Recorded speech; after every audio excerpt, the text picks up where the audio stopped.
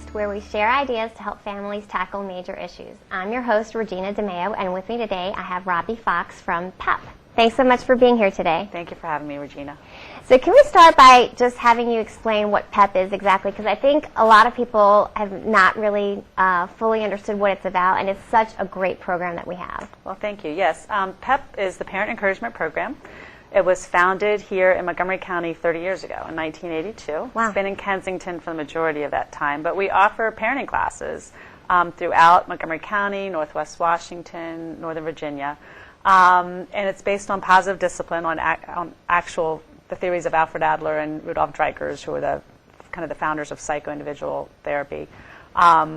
And we offer a large variety of classes for parents, everything from parenting preschoolers, where you're dealing with everything from bedtime battles and potty training, all the way up to thriving with teens, when you're dealing with heavier issues like talking with your teens about sex and alcohol, and everything in between in terms of the ages. So we offer long-term classes, 8 to 10 weeks, which are really the core of the PEP program. But we also offer 1, 2, and 3 night workshops that may just tackle one particular issue, like morning mayhem, communication, teen communication, homework hassles. If you feel like you kind of need a one-time quick thing. But we really recommend parents get involved for the longer core classes, because that's where you really get the foundation and learning how to connect and communicate with your kids in positive, respectful ways that help us grow good people, which is really what we're doing as parents. Right. So I imagine you've had, I would think, a surge in this need, given that, basically the 21st century family is nothing like the 20th century family. Like, the traditional family model is gone. And you don't just have mom who's there waiting for you with cookies and milk when you get home from school. You have two people generally, right, that are now working. And where do you find time to parent, right? Right. So in terms of the surge, it's hard because we have parents who are working. It's hard to carve out time for parent education, as important as it is. Parenting is the most natural thing we can do, right? That's also, in many ways, the most difficult. Yeah. Because, like you said, the tools that our parents used don't necessarily work with today's kids. In fact, they don't work. I was raised in a very authoritarian, autocratic, father rules the roost kind of way. And now that the moms are out in the workforce working, it's not the thing where whatever dad says goes. Right. Our kids see mom and dads negotiating and compromising, and they want a part of that too. They want a piece of that action, and in many ways they deserve it. They are equal to us in many ways in terms of their right to be respected and to have a say. Doesn't mean they always get their way, but so PEP teaches a more democratic, authoritative model. Which is different than the autocratic, authoritarian, or the permissive parenting, which also, the pendulum kind of swang the other way from the father knows best to the permissive, let's boost your self-esteem, whatever you do is great, awesome, you're so cool, you're so, Right. We went that way, and PEP is the middle ground. We teach really the democratic parenting model. I remember I took an intro class once, and I heard this term, helicopter parenting, and it stuck with me, right? I was doing that, but I didn't realize that until I actually heard the term. Can you explain a little about helicopter parenting? Right. Helicopter parenting is we literally swoop in and try to control and do, because we want them to be happy, and we think if we can just control all this and do all this for them, but really what we're doing is we're cutting our kids off at the knees by doing that, because as adults, we like to feel capable, competent, and that we're viewed as such. And when parents kind of come in and are always rescuing and pampering and doing for our kids, we're taking that away from them. And they're going to look for power in other ways that maybe aren't, in more negative ways. Right. So, one thing we teach is giving parents tools to give our kids positive power, so that they don't feel they have to take it in more negative ways by acting out at the wrong times or rebelling in major ways. And really giving them positive power over their lives and allowing them to make choices and therefore make mistakes, because we all make mistakes. Right. And learning how to recover from those mistakes is one of the greatest lessons we can give our kids, because that's resilience, and that's, life is going to be full of mistakes. Yeah. You don't learn to sail. Real sailors want to sail on choppy water, because it's not always going to be smooth sailing. So we want to teach our kids how to be able to sail on rougher waters. Right, because there's always setbacks in life, and if you don't know how to recover from that, that's a major problem. Absolutely, absolutely. And so we want helicopter parents want to make this road smooth. Yeah. But that's impossible. Right. And really, that's not life. That's, so teaching our kids, being there with them, walking beside them as they kind of, negotiate the rockier paths is really our job as a parent. And the other good thing I learned in that intro class was about limited choices. So, I mean, you're either saying, you have 5 minutes and then you have to get ready for school, or, let's get ready now. But you're not saying like, okay, at some point, these are all these million choices you can choose from. It's limited choices, but it feels like somehow they're empowered. Absolutely. We talk about freedom within limits. No limits is chaos. All limits is oppression. And we talk about, you want to set those limits, especially when we're concerned about health and safety. But give freedom within those limits. So saying, right, we need to be dressed in 5 minutes, or you need to be ready for school in 5 minutes. Do you want to brush your teeth first or put on your shoes first? Sort of offering some choices. Right. And that gives a kid a sense of power over their own lives. When they go to school, they're told what to do Right. all day long. They're told, when they can sit down, when they can stand up, when they go to the bathroom, when they can eat, when they can do art, do Right. math, And so when our kids come home at the end of the day, they want a little room to breathe and to make some choices. And so we're not just saying, right, do whatever you want, whenever you want. But Right. this needs to be done. I'll give the power to you over in what order you do it. That makes sense. Okay, so with technology, right? I mean, you and I did not grow up in an age where all of these things were available, right? So this is totally uncharted waters. Like, how do you limit technology with your kids? Because you were telling me when we were talking earlier that, that's somehow their social connection, which is important. But I also believe it's important to learn how to unplug, sit down at that dinner table, have a normal conversation. So how do you limit technology? That's a big, a big undertaking. Well, the first thing I would suggest is, what are your concerns about technology? Being really honest, because there's a lot to choose from. It can be that you're worried about what they're coming across on the internet, that they're coming in contact with strangers, or what material they might be exposed to. You can be worried about the fact that it's leading to a sedentary lifestyle and they're not getting up and moving, a lot. You can be worried about it's distracting from homework. There's all sorts of things as parents we can be worried about what Sure. technology is doing in our kids' lives. So being really honest about what is it that's concerning you. The second thing I would do is finding out what are our kids actually doing on technology? What are they doing on the internet? And what role is that filling? There was a mom whose son was just addicted to this video game, and they kept trying to, clamp down on him and put limits on his video game playing. And finally, they sat down and had a talk with him about their concerns. And he said, Mom, it's the one thing I feel really good at. So in this case, this video game playing was filling his need to feel capable and competent. Right. So before you just pull that away from him, you want to find other ways. And they realized he was discouraged in school and other aspects of his life, and so they needed to work on helping him feel better in those aspects and letting that video game play a healthier part of his life. With some kids, it is connection. That's especially our tweens and teens. That's how they connect with kids. So before we just yank them off the computer and their cell phone and all that, we want to maybe find other ways they can feel connected with their friends, and rather than just cutting them off. So you want to find out what role technology is playing in their lives.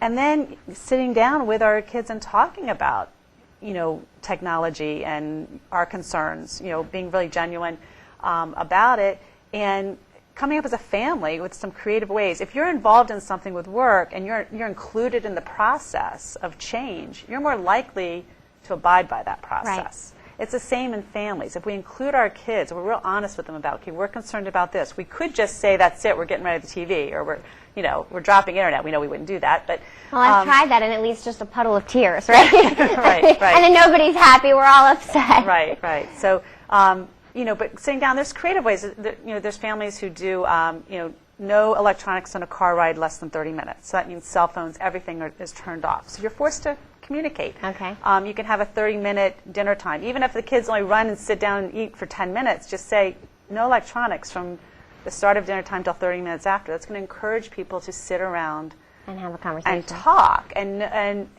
experience that being unplugged. The other thing is modeling. What parents do, if we're saying get off the TV, but we have our cell phone in one hand and our iPad in the other, and the TV remote. Right. What are we modeling to our kids? So you can have, technology bedtimes. And that's where the whole family unplugs at 10 o'clock. You can have, an hour, maybe 9 to 10. Whatever it is that works for your family. But as parents, we need to participate in that as well. Not the do as I say, not as I do. Exactly, and it's really healthy for us to unplug. Right. So. And you were saying that there's actually studies about how it's better if we unplug at least 30 minutes before bedtime or something like that? Is that yes, especially some kids are very sensitive to the lights put out, the stimulation by electronics. And so you should have electronic bedtimes where the cell phones, and it's good for adults too. Everything's turned off at least 30 minutes to an hour before bedtime. And some kids are my one daughter was much more sensitive to that. The stimulation from screens kept her up. And once we learned that, it's kind of like, okay, if you need to go to bed at 10, then you need to turn off at 9 o'clock. And it was much easier for her to fall asleep then. So if the temptation is too great and the cell phone is right there, is one of the things you can ask, like we're all going to do it, we're all going to put our cell phones in this kitchen area and no one's going to go in there and touch them. I've even heard of business professionals where they come in, they put their cell phones in the middle of the table, and the first to reach for their phone has to pay the lunch tab. So, in the families you could say, okay, the first to reach the phone has to do the dishes, or something like that, just to kind of, it's good. There was a great article that was just in the Post about someone with her iPhone addiction and a teenager who turned off her iPhone for a week. And she said, we're so just used to, even if we're standing around waiting for someone, having that phone. Yeah. Just constantly on it, or always reaching for it, or always felt, oh my gosh, was my phone vibrating? And it wasn't. And it's really good for all of us to, have some times where we unplug and turn off.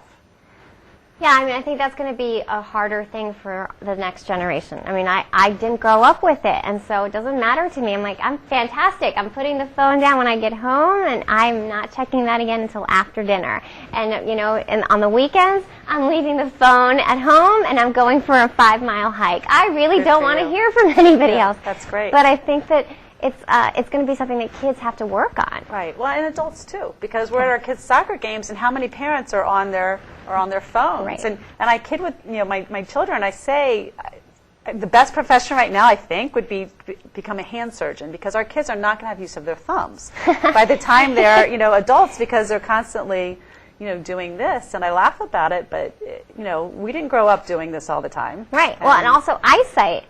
These little teeny tiny screens, that's going to lead to blind people. Absolutely, absolutely. So, as parents, we, when we're watching our kids play, we put the phone down, turn it off. Obviously, we have other kids we need to stay connected to. There could be an issue, but really modeling that for our kids is important. And so that is one of the classes you guys have, is about helping Taming the electronic beast. That's it. Yes, and it's different, for younger ages all the way up through older age, what the concerns are. Okay. And talk about also, there could be positive impact of electronics. Getting our kids engaged in productive activities. I know parents who have taught their kids how to pay the bills online. Right. Which is a great life skill. There's, keeping the family photograph album online, making, presents for the grandparents with the photos. There's lots of positive ways we can engage our kids in technology, because this is something that they're going to need, right? It's a job skill. And so engaging them in positive aspects of technology is another great thing that we can do. And playing with them. Right. Playing the Wii with them, or whatever it might be. That's a nice connection too. The nice things about the video games is they have become more interactive. Right. So they're not just in the basement playing by themselves all the time. So there is that interactive component to it that we can take advantage of as parents. You're right. Okay, we're going to take a little bit of a short break, and then we'll be right back. I present to you Algebra 2, Foreign Languages, and finally, Biology. Who among you will step up to their challenge? Me. Yeah, I'll do it. Sign me up. Take on the tough classes now. You need them to prepare for college. Welcome back to Making It Last. I'm your host, Regina DeMeo, and today we're talking about a parent encouragement program that's available at Kensington. And with me today is Robbie Fox. Thanks for being here. Thanks again.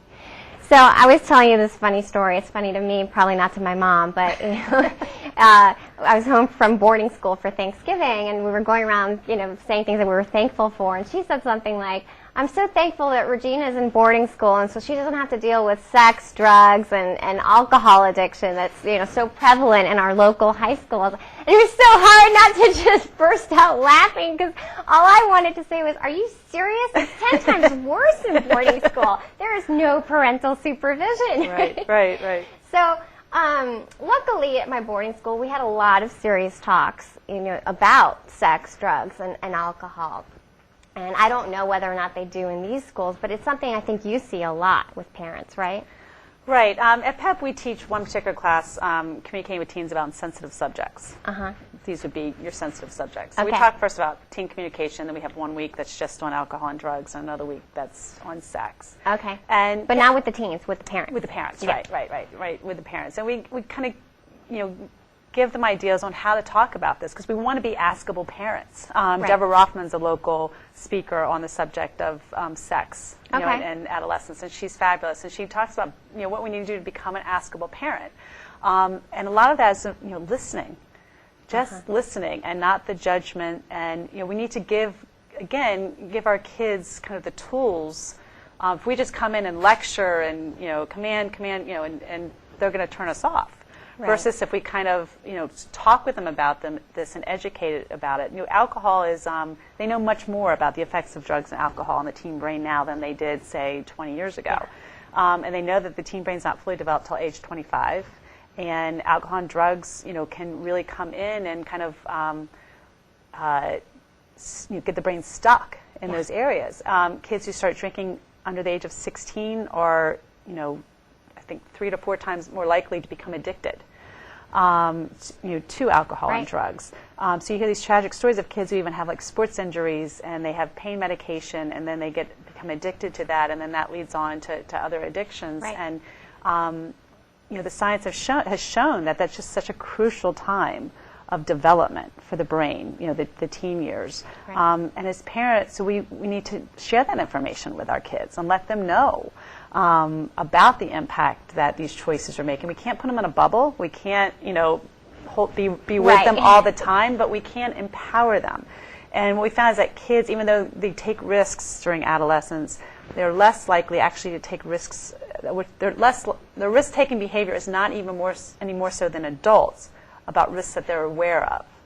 So we talk to them about the risks of drugs and alcohol. It's kind of more the unknown risks that they're more likely to jump in on. So we want to talk.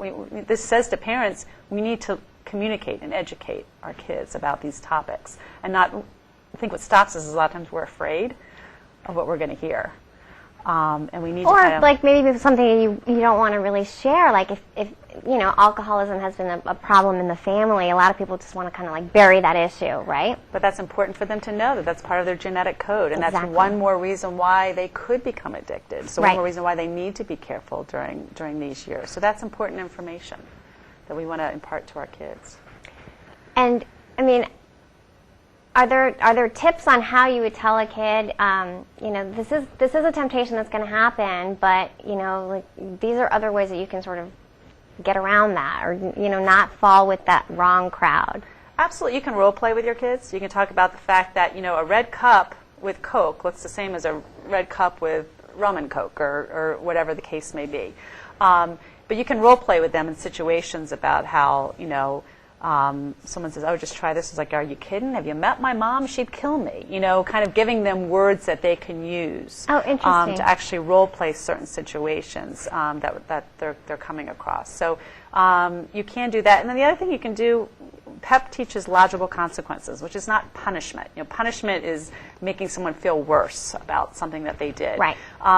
But having logical consequences in place for our kids that, I understand you're going to be tempted to do these things. However, please know that if there's any signs of alcohol in a car, one of our family's cars, a bottle cap or a receipt or whatever that case may be, you will lose the right to drive this car for X amount of time. And you have all this sort of written down so that the kids are aware, okay, wait, no, I don't want to do this because this is going to lead to, this could lead to this. So just sort of, you can't anticipate everything, but if we make it clear with our kids that you have room to make these choices. However, please know what you're choosing.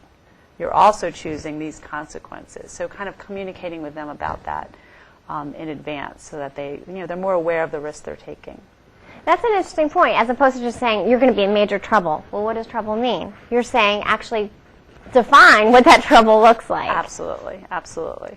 Okay. So, if you were to let's say you were at a party underage drinking, and you get caught, please know that the citation costs this amount. You will also need to pay for, whatever lawyer. the education, whatever that these are the costs that would be incurred. And it would mean that you're not allowed to, go out anywhere without us checking to verify that there's for whatever the term of time might be. But so sort of just laying it all out that when you're taking that sip, this is all that you're taking, and our kids kind of think, no, not worth it, Right. hopefully. So laying all that out, but they still have the choice. They still have the right to make that choice. We still are giving them positive power over their lives. They Right. still have the power to make that decision. But then they also have the power to to face those consequences. And as parents, we just say, well, okay, you made this choice. Well, let's see. This is what the consequence. These is what the consequences are. Right. Just matter of fact, and then we abide by those. Why do you think it's so prevalent in this area? I mean, it seems like, God, they have such a sweet life in Montgomery County. It's a very affluent community. We have very intelligent people in this area. If anything, you think life would be easy for these teenagers. Like, why are they resorting? I mean, I don't know that you know the answer, but I'm just wondering, oh my God, what is going on with these kids? That's an excellent question. I think actually where there's money, there's actually more of these kinds of problems with drugs, especially.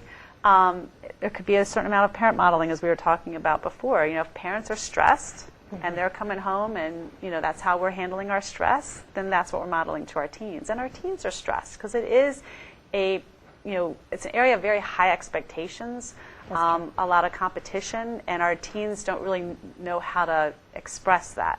So if we're kind of modeling this, then that's what they're seeing. There's also this thing about teen boredom. I don't know.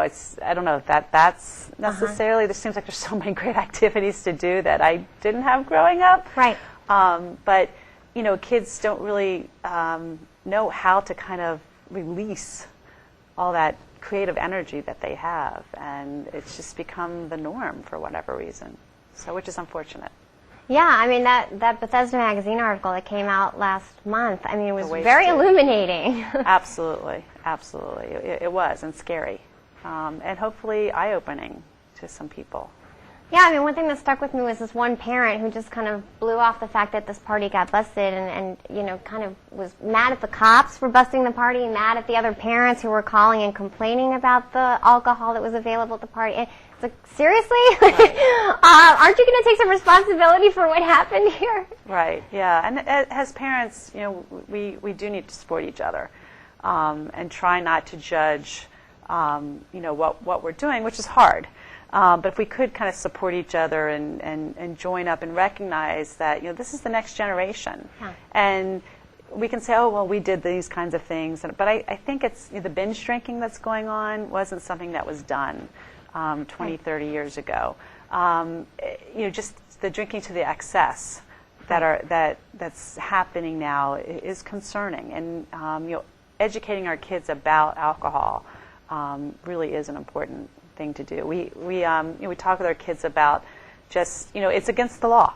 Right. Under the age 21, period. However, if you're in this situation, and setting them up for, talking about the effects of binge drinking and saying, one drink an hour, alternating with water, whatever it is, when they go off to college, they kind of have an awareness of,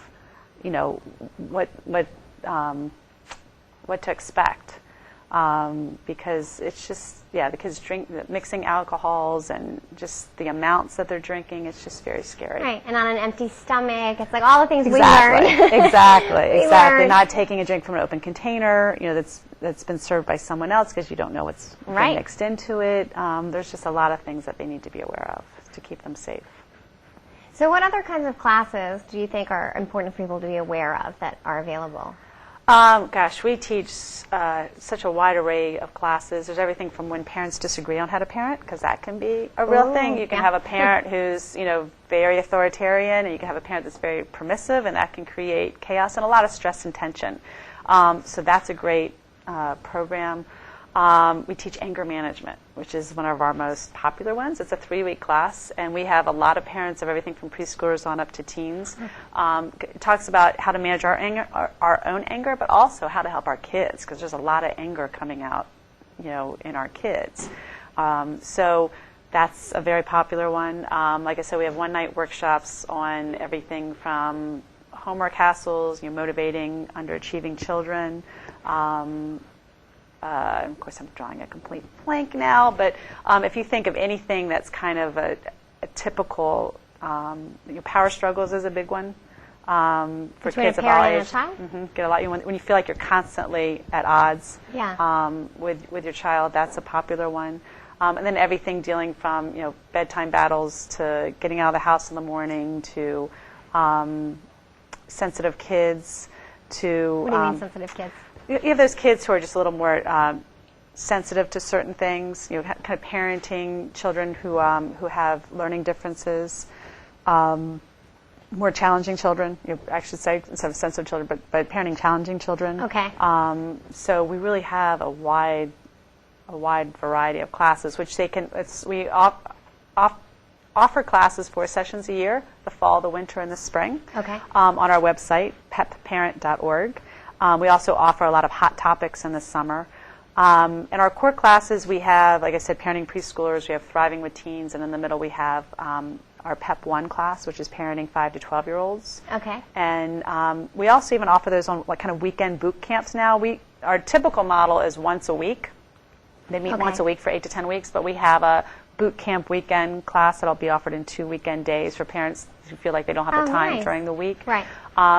We're getting into webinars and those sorts of things, but really, and there's a lot of those programs now, through Positive Discipline and Love and Logic, where you can get online and learn some of these positive parenting techniques. But the model of being with a group of people who are in a similar situation can be so encouraging. Oh yeah, that's how I felt when I went to that one class, right? And it's like we were all having problems getting our kids out the door in the morning, all of us. And then like at the end, I thought the best thing I got out of it was like, oh my God, I'm not alone. Absolutely, absolutely. And that just has a parent, okay, this isn't just me. Right. This is everyone else is dealing with. Okay, I can, and it makes it more manageable for some reason. So that model of having a group of people who kind of go through this together is just so valuable and so important. And you see them, we encourage one another, and become more creative. Oh, well, this is what I tried in my house. This is what I tried, and have, oh my gosh, that idea was great. It worked. It's really a valuable model, and it's really kind of the core of what we are and what we do, and so we want to keep offering that. Yeah, and you're a nonprofit, so we receive no local government funding. It's all based on class registrations, which we try to keep as low as possible, and donations.